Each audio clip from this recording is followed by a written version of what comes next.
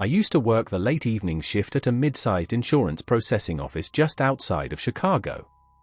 The building had 2 floors, and after 7 p.m., it was basically a ghost town. My shift usually ran from 4 p.m. to midnight, which meant most nights it was just me, one cleaning guy, and occasionally a supervisor who stayed late. There was one coworker, though, who I always saw on my breaks, Sarah. Short, brown hair, glasses, always wearing oversized sweaters even in summer. She worked in the claims department on the 2nd floor, while I worked downstairs in records. We weren't close friends or anything, but we talked enough, just normal coworker small talk. Every night around 10 p.m., when I took my break, I'd see her walking down the 2nd floor hallway, always holding a stack of paperwork tight against her chest. She walked fast, like she was always stressed or running behind. Sometimes she smiled and nodded at me. Sometimes she just looked exhausted. Nothing strange, at least, not at first. One Tuesday night, around 9:30, I headed upstairs to use the vending machine because the downstairs one had eaten my money again. The 2nd floor was darker than usual, half the lights shut off automatically after business hours. But I could hear the shuffling of papers from Sarah's cubicle. I wasn't trying to bother her, but when I passed by, I saw her sitting there, filling out forms by hand, the little desk lamp illuminating her face. She looked tired, but she still said, "Long night," in her usual soft voice. "Yeah," I said. "You too." She laughed a little. "Always." I grabbed my snack and went back downstairs. I didn't think anything of it. But the next night, something weird happened. At around 8:45, I got a text in the employee group chat from my immediate supervisor, reminding everyone that we still had to sign the condolence card for Sarah. I froze. Condolence card? I scrolled up the messages. Someone had posted earlier that day. "For anyone who knew her, we'll have a small memorial in conference room A. Sarah's passing was unexpected. HR can provide support resources." I just stared at my phone. It had to be a different Sarah. There were at least 3 in the company. So on my break, I asked my supervisor directly, "Hey, which Sarah passed away?" She looked at me oddly. "Sarah from claims." "You knew her, right?" "Short girl, glasses, wore sweaters all year." My blood went cold. "She died." I whispered. "She passed away 3 weeks ago." "You didn't hear?" HR sent out the notice. I couldn't breathe. I had just talked to her last night. I tried to play it off like I must have been thinking of the wrong person. But I wasn't. I knew her face. I knew her voice. I knew that tired laugh she did when she said she was always working late. I went upstairs at 10 p.m. like usual. Her cubicle was dark. Her desk lamp was off. Her chair was pushed in. And the little framed photo she always had taped to her monitor, some picture of her and a dog, was gone. Her whole workspace looked like it had been cleaned out. I stood there for a long time, trying to understand what I had seen the past 3 nights. What I had talked to. I didn't want to believe anything supernatural. I still don't. I'm not that kind of person. But what happened 2 nights later is what made me transfer to daytime shifts permanently. On Thursday night, around 11:45 p.m., I had to run upstairs to get an archived file from one of the old cabinets. The 2nd floor was pitch black except for the emergency exit signs. As soon as I stepped out of the stairwell, I heard it. Paper shuffling. Fast, frantic, like someone flipping through stacks all at once. It was coming from the claims department hallway. My heart was beating so fast I felt it in my ears. The only lights were those dim greenish emergency bulbs, so everything looked sickly and shadowy. I told myself it had to be the cleaning guy. Or maybe the AC blowing around loose paper. I forced myself to walk down the hallway. I could hear breathing. Shallow, shaky breathing.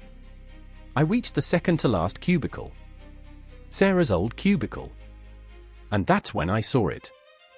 Her desk lamp. The one that had been removed the day before. was somehow plugged in and turned on. But the cubicle itself was empty. No papers. No chair. Nothing. Just a glowing lamp sitting on bare desktop, the cord snaking across the floor even though the outlet was too far for it to reach.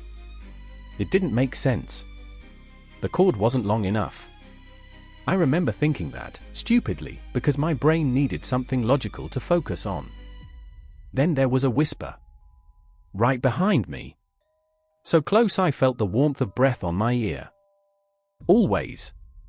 I spun around so fast I nearly fell. No one was there. The breathing stopped. The paper sound stopped. Everything stopped. I ran. I don't remember going back downstairs, or clocking out, or driving home. I just remember my hands shaking so badly I could barely hold the steering wheel. I didn't go back to work the next day. I didn't sleep. I couldn't stop thinking about the night I saw her working late, after she had already died. A week later, I requested a shift change to mornings. Management didn't argue, they were desperate for daytime workers. But on my last week of evenings, something happened that still unsettles me. I went back upstairs around 6 p.m. to drop off some inter-office mail. Still fully lit, people were still working. As I passed the claims department, one of the HR ladies was standing in front of Sarah's old cubicle. The desk lamp, the same damn lamp, was back on the desk, this time still unplugged, glowing faintly. She frowned and said, "That's strange. We boxed everything up weeks ago." I didn't say anything. I just walked away. To this day, I don't know what I saw that week. I don't know what I talked to. And I don't know why, even now, when I take the elevator past the second floor on my way to the morning shift.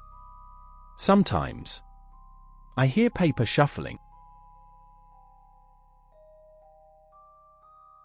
I used to work the closing shift at a mid-sized warehouse just outside my town. It wasn't anything special, mostly packaging, restocking, and shutting down equipment, but it paid well enough and the night shift was always calmer than the day shift. At least, that's what I believed until the winter of 2021, when I started working alone more often, or at least I thought I was alone. There was a coworker named Evan, someone I never thought about twice. He was quiet, showed up on time, always clocked in early, and never caused issues. People said he used to work security somewhere and lost the job after an incident, but no one really knew the details. He wasn't creepy, not at first. More like, blank. You could talk to him and he would respond, but there was no expression behind the words. No smile, no annoyance, no personality. Just calm silence, like he didn't fully understand how to act around people. For months, nothing felt off about him. That changed during a January snowstorm when my supervisor asked if I could stay 2 extra hours to finish an inventory check. I agreed because I needed the money. By 11 p.m., the warehouse was basically a dark, freezing maze. Everyone had clocked out except for the front security guard and me. Or at least, that's who I thought was left. I kept hearing footsteps on the far side of the shelves, slow, dragging footsteps that didn't match the fast, echoing sounds the building usually made when the heaters kicked in. At first, I brushed it off, assuming it was the guard doing rounds. But something felt wrong, he never came inside at night. He stayed in the front lobby behind the glass wall with the monitors. The footsteps continued, slow and steady, somewhere between aisle 13 and 17. When I finally went to check, there was nothing but boxes and crates and the constant hum of the ceiling light. It was around 11:40 p.m. when I saw someone walk between 2 tall shelf rows, heading toward the back exit. Not running. Just walking, calm and silent. The figure looked like a man wearing the same reflective vest we all wore on shift. I called out, "Hey, who's still here?" No response. The figure disappeared behind a stack of pallets. I honestly thought I was imagining things until I went to clock out an hour later. The punch screen showed 2 employees still marked as IN, me, and Evan. But Evan had clocked out at 9:02 p.m. I literally watched him leave with 2 other co-workers. I went to the guard's desk and asked, "Did anyone else come inside?"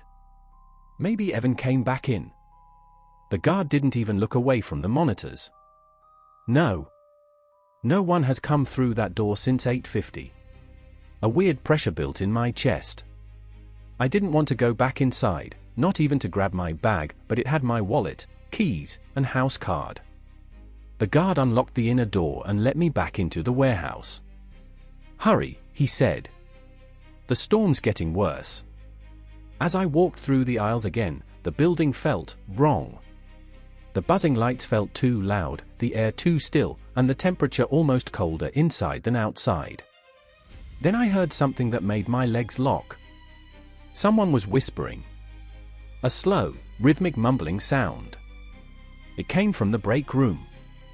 I couldn't make out the words, but the tone chilled me. It wasn't angry or sad. It was like someone repeating a phrase over and over under their breath.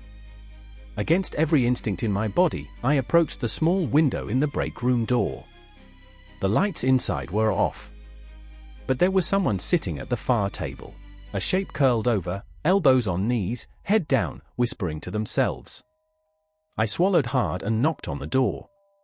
The whispering stopped instantly. My heart nearly exploded. I took a step back. After 5 full seconds of silence, the door opened slightly on its own, just an inch, but enough that I could see part of the room. There was no one inside. The chair that had been occupied a moment earlier was empty. I turned and speed-walked straight to my locker. My bag wasn't there. I checked again. And again. I swore I had left it right on the bench. Then, something moved behind me. I spun around, and a figure stood halfway behind the row of lockers. Not hiding fully, just standing there like he wanted me to know he was there. It was Evan. But something was off. His vest was half unzipped, his head tilted slightly, and his eyes looked unfocused, like he had just woken up or like he was looking through me, not at me. I gasped and almost fell backward. "Jesus, Evan, you scared the hell out of me. What are you doing here? You clocked out hours ago." He didn't reply. He slowly stepped forward, and I noticed he was holding something behind his back. I froze. He took another step. "Evan?" I tried to keep my voice calm. "Man, seriously, what are you doing?" His breathing got heavier, fog visible in the cold air. For 20 seconds he just stared at me with those blank, dead-like eyes. Finally he spoke in a low, flat voice. "You should have gone home." My mouth went dry. "What do you mean?" He stepped forward again, and the thing behind his back became visible. It was my bag. But not like I dropped it. It looked like it had been dragged through dust or dirt, one strap torn. "Why do you have my bag?" I whispered. "Found it," he said. He set it gently on the bench, still staring at me like he was waiting for something. "What were you doing?" I managed to ask. "In the break room? And around the aisles earlier." That made him smile slightly, not a normal smile, but a small twitch at the corner of his mouth that made him look almost sick. Then he muttered something. "I stay after. I like watching." "Watching what?" "Watching who?" I backed up toward the exit. His head dropped slightly, and he said softly, "Don't tell them." I didn't answer. I grabbed my bag, shoved everything inside it, and hurried for the door. I didn't turn around. As I reached the front security lobby, the guard stared at me and said, "You look pale. You okay?" Before I could answer, I turned to look back down the hall. Evan was standing in the doorway, looking directly at me. No expression. No blinking. Just staring. The guard turned to look too, but Evan was gone in less than a second. He didn't walk away.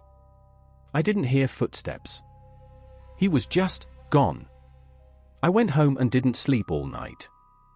The next day, Evan didn't show up for work. Or the day after. Or the day after that. HR said they attempted to call him, but his number was disconnected. His apartment was empty. No forwarding address. No explanation. But something even stranger happened. A week later, the guard approached me on my shift and said, "You know that night you asked me if someone else was here?" "Yeah." He hesitated before continuing. "I checked the security cameras the next morning. In every camera where you should have been, there was someone standing behind you. Far back. Watching you walk. Watching you check aisles. Watching you in the break room."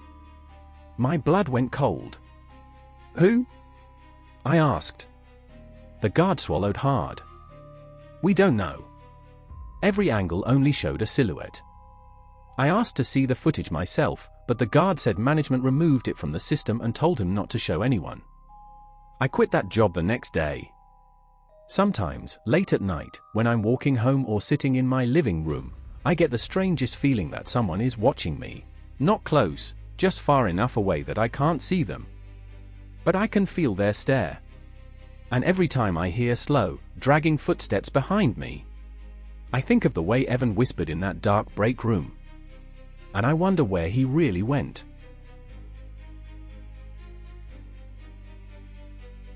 I used to work the late shift at a mid-sized warehouse outside my town. It wasn't the worst job I've ever had, but it was definitely the strangest. Long aisles, dim overhead lights, and rows of pallets that creaked when the building settled. At night the place felt hollow, like a world that existed outside reality. During the day it was loud and active. At night, it was just me, a supervisor sleeping in his office, and the new guy, Evan. I didn't think much of him when he started. He was quiet, tall, and moved like he was constantly listening to something nobody else could hear. The first thing I noticed about him was his stare.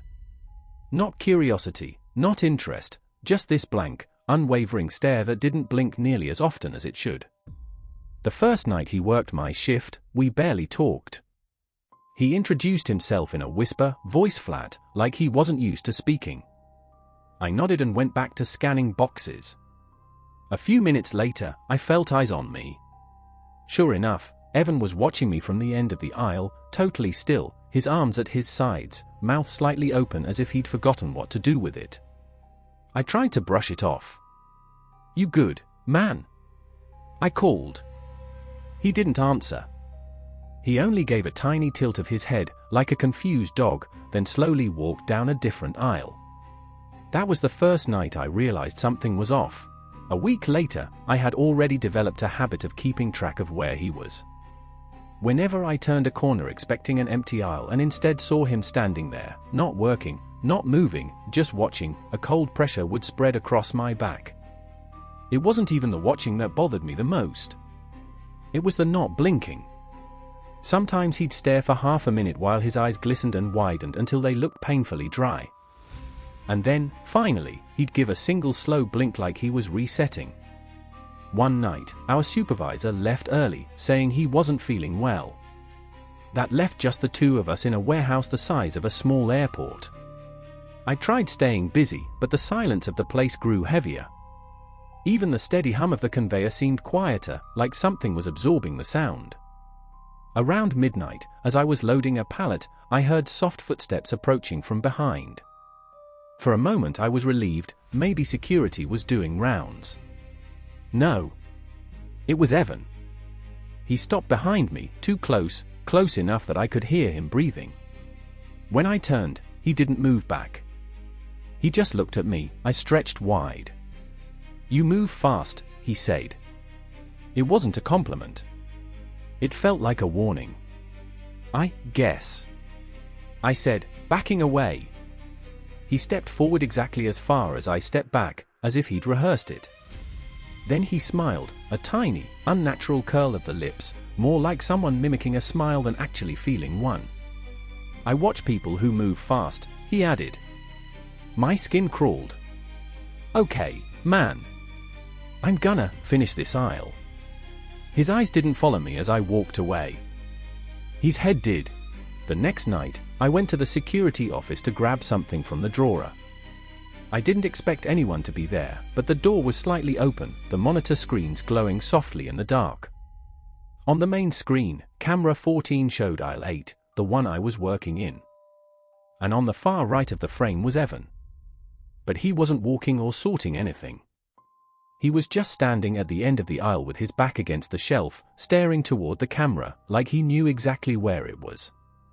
His eyes weren't on me. They were on the lens. Like he had been staring at it for a long time. I watched for a full minute. He didn't move, blink, or shift. He didn't even breathe visibly. Just that stiff upright posture, as if waiting for something. Then, without warning, he raised his hand and waved. Not at the aisle. Not at someone walking by. At the camera. At me, watching from the security room. I shut the monitor off immediately. My heart slammed against my ribs. For the rest of the shift, I avoided him completely. Around 2:30 a.m., the lights flickered. They didn't normally do that, not upstairs anyway.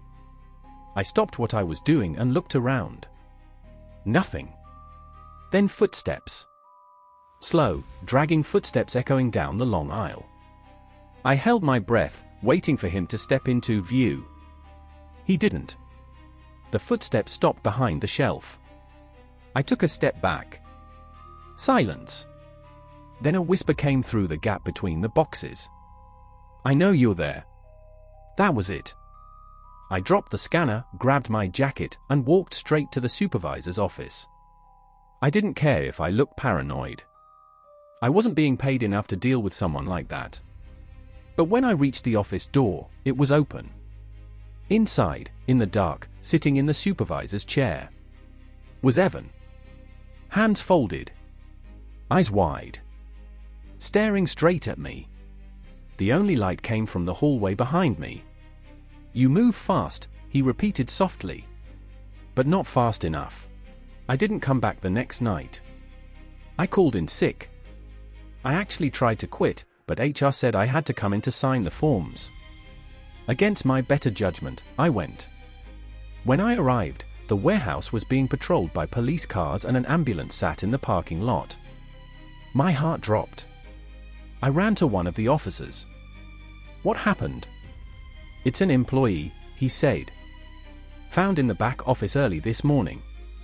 "Supervisor." "Looks like he'd been attacked during the night." My stomach twisted. "Is he okay?"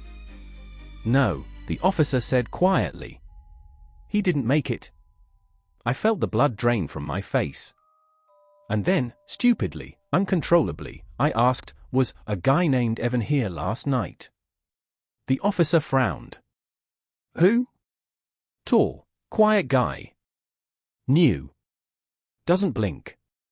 "There's no one here by that name," he said. "We checked the roster. You two were the only workers assigned to night shift this week."